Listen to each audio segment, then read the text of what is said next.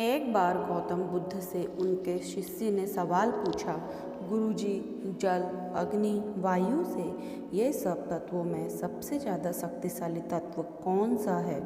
गौतम बुद्ध ने जवाब दिया कि सबसे ज़्यादा शक्तिशाली पत्थर है, क्योंकि वह कठोर है, पर लोहे का हथौड़ा पत्थर के टुकड़े टुकड़े कर देता है। इसलिए लोहा पत्थर से भी ज़्यादा शक्तिशाली होता है।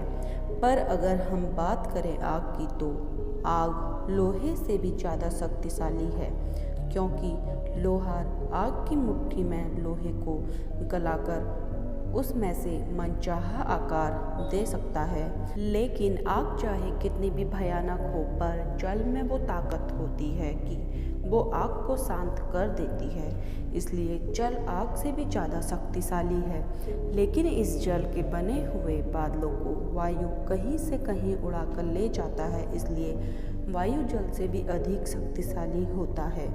पर हमारी इच्छा शक्ति सबसे अधिक शक्तिशाली है, क्योंकि वो इन वायु की दिशा को भी मोड़ सकती है। इसलिए सबसे अधिक कोई तत्व शक्तिशाली है तो वो हमारी इच्छा शक्ति। मनुष्य की इच्छा शक्ति से बलशाली तत्व और कोई नहीं है। यदि हम कोई काम अपनी इच्छा से करें तो हमें सफल होने में कोई नहीं रोक सकता है। इसलिए हमें अगर सफल होना है तो कोई भी काम अपनी इच्छा से करना चाहिए।